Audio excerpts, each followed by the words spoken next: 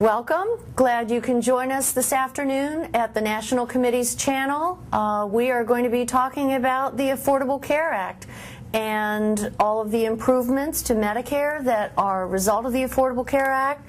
This is a topic that continues to be the focus of a lot of discussion and controversy, and we're here to bust through the myths. We're here to set the facts straight and to let our viewers know the truth about the many benefits that have resulted from the Affordable Care Act. I'm Pamela Causey with the National Committee. I'm the head of the Communications Department, and I'm sitting here with Max Richmond, who is the President and CEO, and I'm sure a lot of you will recognize him since you see him on Facebook and Twitter a lot. So Max, it's good that we can be here today and take a little time to talk about this. The timing is pretty good considering the fact that we've got the anniversary of the Affordable Care Act coming up on the 23rd of March. It'll be 2 years since the law was passed. And then, of course, the Supreme Court will be hearing they'll be conducting hearings on several aspects of the law beginning the last week of March, starting on Monday, March the 26th. There'll be a lot of activity on Capitol Hill as a result of that. Well, you know, in addition to that, there's a good chance that at least the House will be voting on some legislation to repeal important parts of the Affordable Care Act. So you're right, there's an awful lot going to be going on in the next couple of weeks, and we're going to be monitoring it closely. Definitely. So what we'd like to do is get started. We did get some questions. Thank you for submitting them. A lot of them were duplicate questions, and we're going to tackle the ones that we feel are sort of on the front of most people's minds. So we'll go ahead and get started. Max, a lot of people want to know what's good for seniors in the law. A lot of seniors are thinking the law is bad for them. It's not, it's good. So what can you tell them that's good in the law for them? Well, first of all, there's nothing bad in the law. This law, the Affordable Care Act, has been so misunderstood, and we saw a lot of that emanating from the 2010 election, where I saw ads after ads about how Medicare beneficiaries were going to be hurt. Medicare was being cut. The fact is there were savings out of the Medicare program, pretty dramatic savings. Those savings were applied to improve benefits for Medicare beneficiaries. So the bottom line is that if you're on Medicare, you, because of this Affordable Care Act, are getting more and paying less. So that's a winner for a Medicare beneficiary. And some of the specifics are lower prices for prescription drugs, lower out-of-pocket costs for prescription drugs by virtue of the Affordable Care Act. For the first time, free screening for many diseases that prior to the Affordable Care Act required an out-of-pocket payment. A free annual checkup, a wellness visit. That was not the case before the Affordable Care Act became law. So seniors came out real winners, and the Medicare program, this is often lost in the discussions about the Affordable Care Act. The Medicare program added 7 years of solvency. A lot of these savings, not cuts to beneficiaries, but savings that came from other costs that Medicare had to pay, those savings provided improved benefits, lower prescription drugs, less out-of-pocket costs, and added 7 years to the solvency of the program. So it's a winner in anybody's book, I think. It should be. Definitely. And you brought up one issue that I know has created some confusion between Medicare beneficiaries and even the doctors, this wellness visit, this free annual wellness visit. So it's not really a physical so much as it is a consultation, right? That's right. It's a consultation, and the hope is, and I think it's reasonable, that a lot of costs down the road can be avoided by this consultation, where if there are, it's revealed that drugs are being used with other drugs that are having a negative impact on health, that can be sorted out. It's really a major improvement in preventive care by finding problems before they're become even more serious. And preventing disease and illnesses is what helps to cut down costs in the long run, which is another, terrific goal of the law. You also were talking about the donut hole, and I know you've been doing a lot of town halls with members of Congress, out in communities talking with seniors, and I would imagine you've been hearing a good bit about seniors who are realizing savings, that they're getting more help and not falling into the donut hole, or they're just getting additional financial help with paying their prescription drugs. Is that what you're hearing out in them? Absolutely. Well, the donut hole, for people that haven't followed it, is a product of the 2003 legislation that provided a Part D prescription drug benefit for Medicare.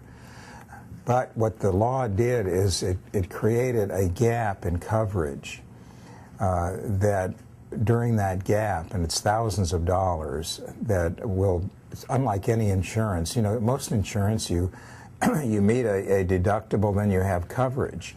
This plan had a gap in the middle of it. Once you had enjoyed the benefits of it and you reached a certain level of spending, then there was no coverage. You continued to pay for your drugs until you reached a much higher level threshold, and then there was catastrophic coverage. The Affordable Care Act did a few things. First of all, it provided a one-time payment initially for those beneficiaries, Medicare beneficiaries that were buying prescription drugs, to deal with part of the out-of-pocket costs for those who were in the donut hole. And then it also lowered the cost of drugs that beneficiaries were buying within the donut hole, and it phases it out altogether in the next few years. I think it's the year 2020, the donut hole will be eliminated. So this is a huge benefit. It has saved, I think the first year, it saved the average beneficiary about $700, and thousands of dollars over time will be saved by virtue of the Affordable Care Act. Again, one of the benefits that is either been overlooked or just not understood thoroughly. So I think I'm glad we have this chance to have a discussion, because if this law is going to withstand the attacks that it's already felt in the Congress and now in the courts, people have to understand it. They have to understand the value of it and separate some of the myth from the Affordable Care Act with what the law actually does. And that's so important that you brought up the savings for the donut hole that many seniors have realized, because most of them are living on fixed incomes anyway. Talk about $750. That's a huge amount of money to a senior living on a fixed income, most of them relying on Social Security for the majority of their income. And wow, there's a lot that they can be doing with $750 instead of paying for the high cost of their prescription drugs. Well, that's great. And just a reminder that if you want to submit a question, we are still taking the questions. You can submit them via Twitter or Facebook. Go onto the National Committee to Preserve Social Security and Medicare pages on either Facebook or Twitter, and submit your question. We'll try to get to it. The next question that we have is in reference to out-of-pocket costs. A lot of people are feeling that their out-of-pocket costs are expensive enough as they currently are. So why should they support cutting Medicare as part of health care reform? Because we've heard that argument a lot, that, oh, well, health care reform cut Medicare, but that's really not true. But how do we, sort of reassure people about their out-of-pocket health care expenses? Well, all they need to do is look at what they paid, for example, in the Part B premium and the deductible before the Affordable Care Act, and what they're paying now. it's less. I mean, this is something that people need to really appreciate. The Affordable Care Act not only holds down overall Medicare costs by holding down and limiting the reimbursements to providers, and I'm talking about hospitals and home health care providers, other providers of health care, but it holds down the actual costs that beneficiaries have to pay out of pocket for their premiums, for their deductibles. They actually went down. So that's what is so concerning to me when I hear these alarmists talking about how Medicare was cut, and it's just going to mean a lot of pain for beneficiaries.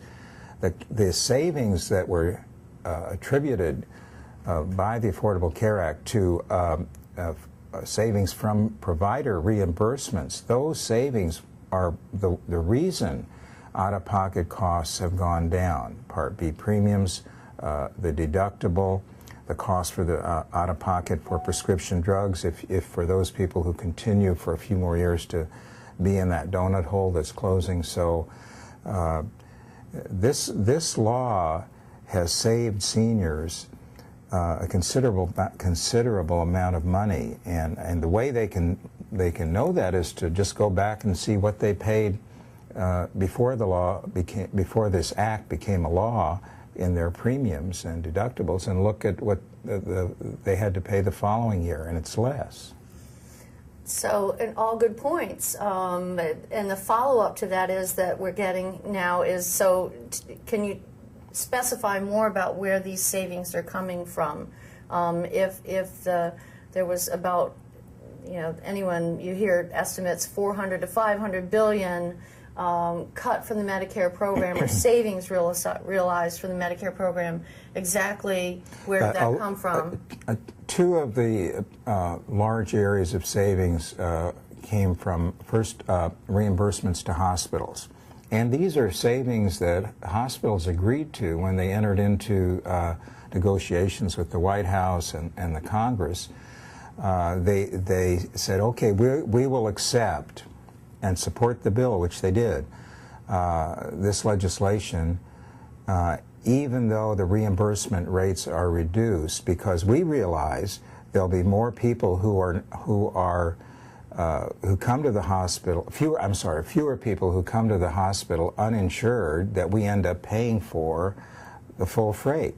So they're going to come out better, and they can live with the lower reimbursement rates. The other major source of savings was the insurance industry. A lot of, I think it's about 20-some% of Medicare beneficiaries now get their health care through private insurance. It's called Medicare Advantage. And the way Medicare Advantage works is it's subsidized. These insurance plans that about 20% of Medicare beneficiaries use, these plans are subsidized by the federal government, by us, by our taxes. So they're subsidized, over-subsidized, I should say. By about 14%. By right? at least 14%. Yeah. So when this Affordable Care Act reduced the subsidy, and that's where a lot of the savings came from that could be applied towards the benefits we've been talking about. Another fact that is not well known is that even those vast majority of Medicare beneficiaries that do not get their health care through Medicare Advantage but through traditional Medicare, they paid more in their premiums by virtue of this over-subsidized Medicare Advantage, because the premium is based on the cost of the Part B program.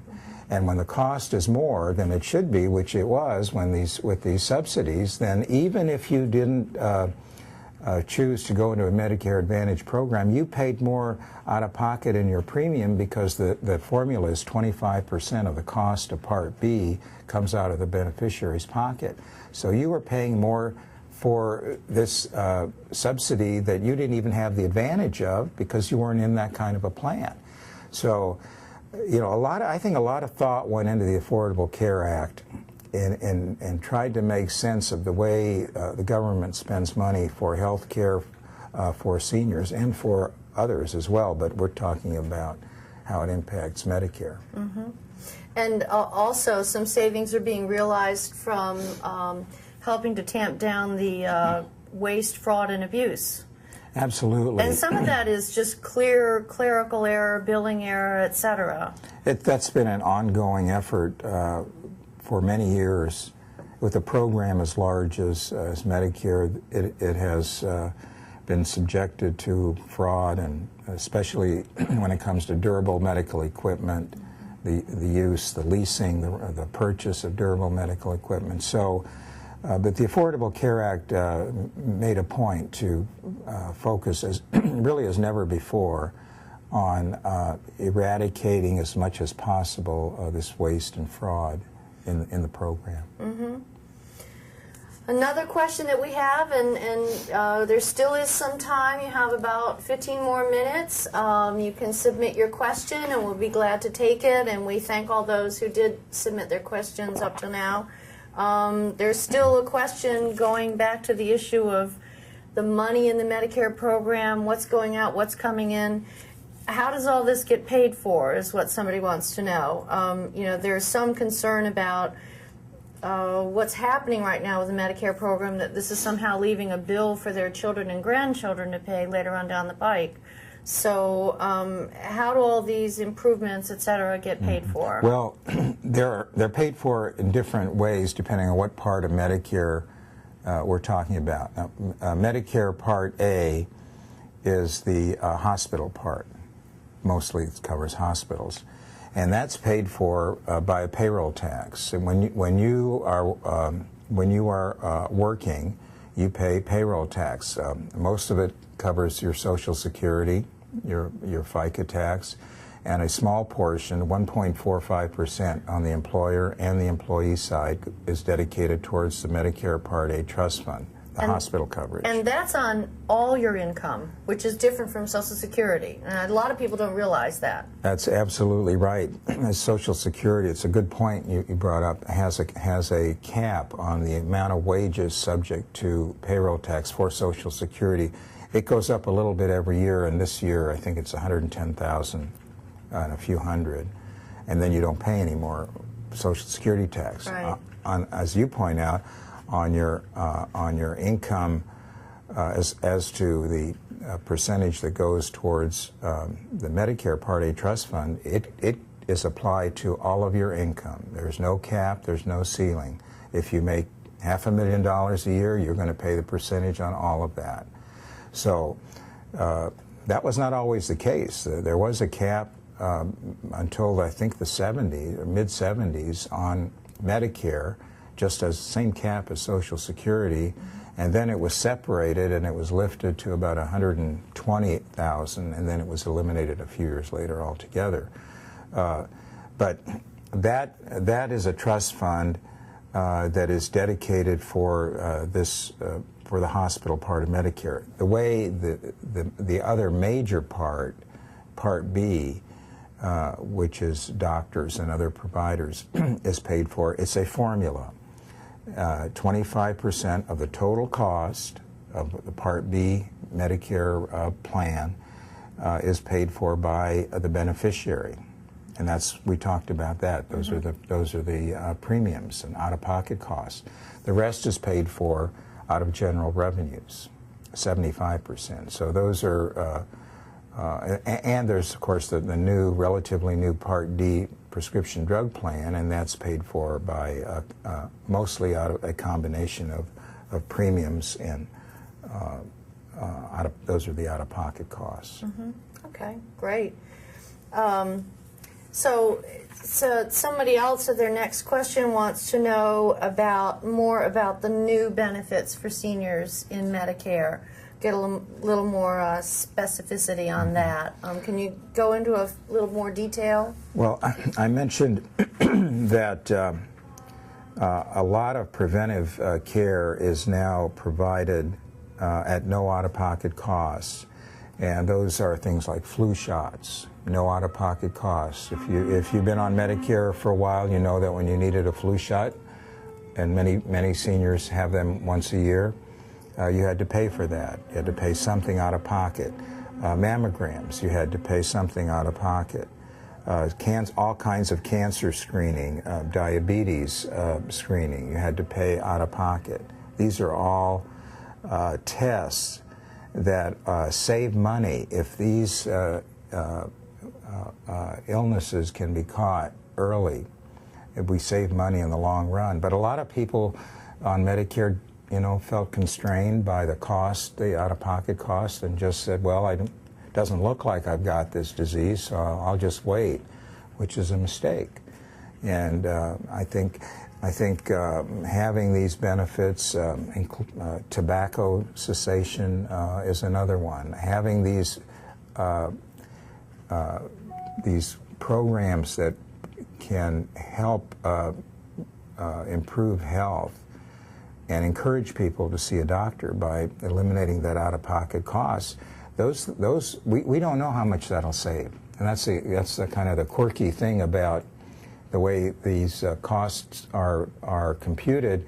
The Congressional Budget Office, which determines how much every program that is funded by the government, how much it costs, or are there savings? The savings have to be much more concrete than what a preventive care would provide. In other words, none of the things we're talking about, the kinds of savings that we all know, just makes common sense. If you find out you have an illness early, you can deal with it in a much cheaper way than if you wait till it's too late. But those savings are not computed by the Congressional Budget Office. So I truly believe that the savings that the Medicare program will realize over time are much, much greater than the green eye shade folks at the Congressional Budget Office have been able to tell us. Yeah. Well, it makes sense, even though there may not be a specific figure on how much could potentially be saved. But if Medicare beneficiaries are moving towards better health, reducing demand on the system, it certainly makes sense to think that Medicare will also be in better health or better shape financially. Exactly. Yeah. Because it's reducing that demand.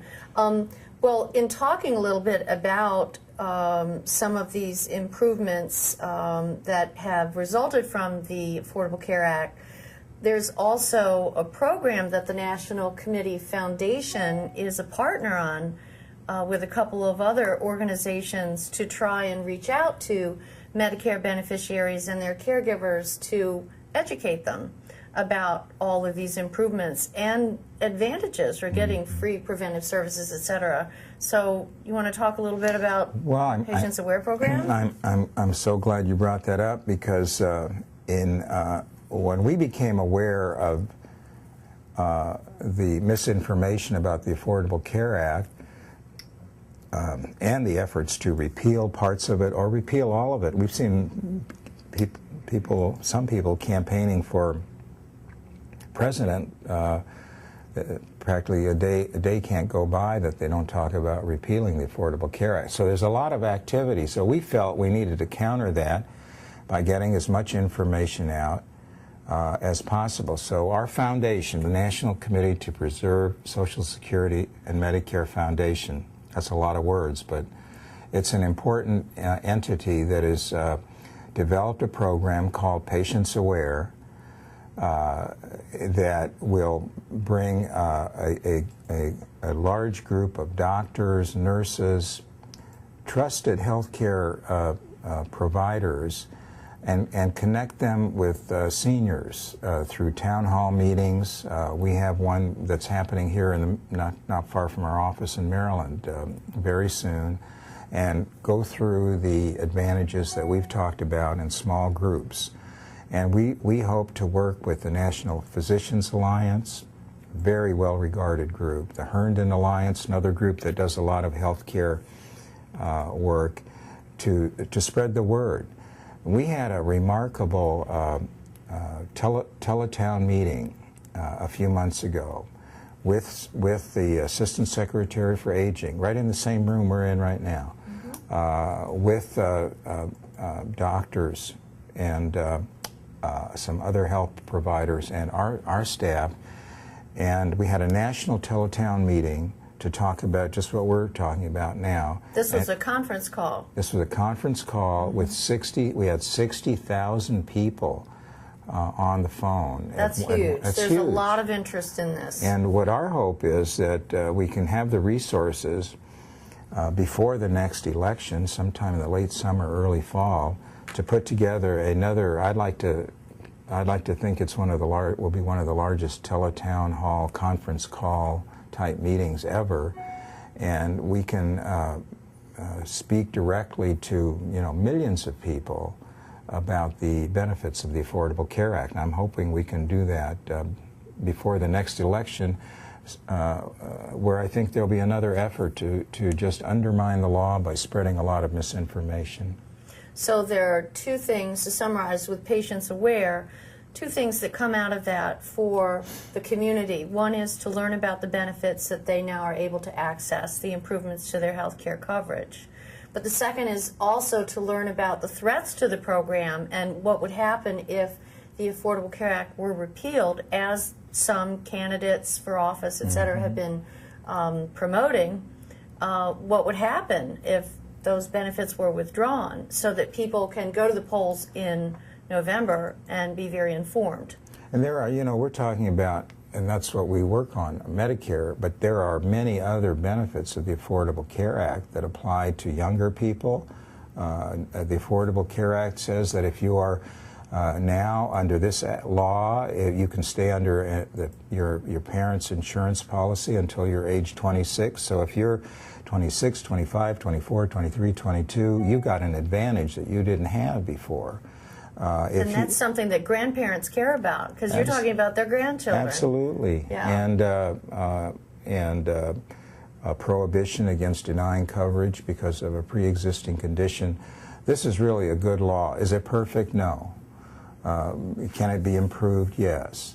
And that's what we should be doing, trying to improve it, not to undermine it, and certainly not to repeal it. We don't want to go back, back 30, 40, 50 years. I mean, the Congress, the White House have been talking about some type of expanded health care beyond Medicare for 60 years.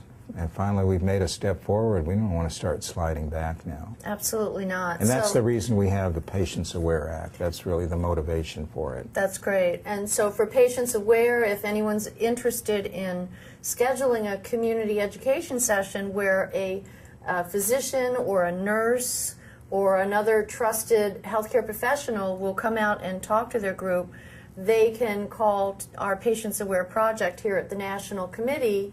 And there's a toll-free number, which is 1-800-966-1935. Call and ask to speak with someone about Patients Aware, and we can help get a session scheduled in a community. Now, a good way to remember that number is it's 966-1935. That's the year Social Security became law. That's how I remember it. That's right. That's a good number. That's why we have it. Okay, we have a little less than 5 minutes to go, and before we get away from this, you touched on something earlier during our conversation, and let's go ahead because it has very relevant news interest right now. Congressman Paul Ryan, he has been promoting a voucher plan for Medicare. It would completely transform the program. It's anticipated that he's going to introduce a new budget proposal next week that will have more details on an update on his Medicare voucher plan, or we call it coupon care. But what could you tell our viewers today about the voucher plan and what that would do to Medicare?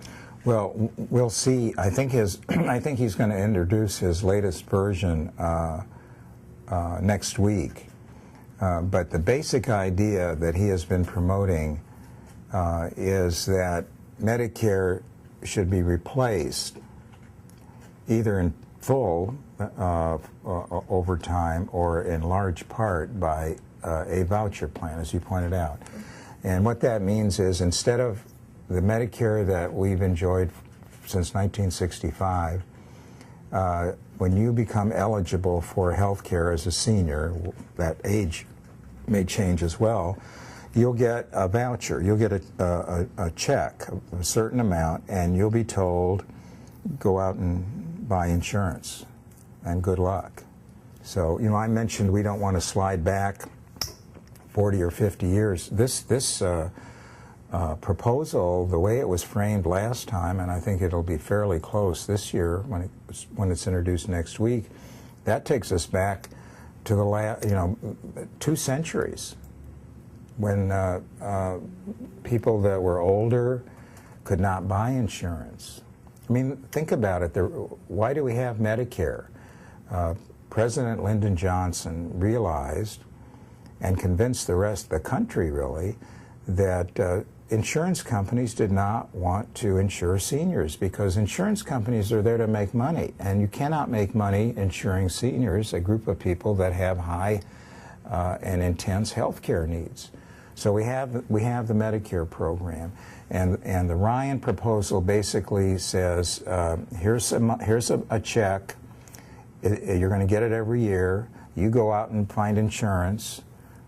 You probably won't be able to find it. You won't be able to find adequate insurance with good coverage for a reasonable amount of money, because insurance companies will not want to sell insurance to seniors. And the way this is structured, generally the amount that you get each year will not keep up with the actual cost of health care. So you'll fall further and further behind, and it'll become harder and harder every year to find any kind of coverage.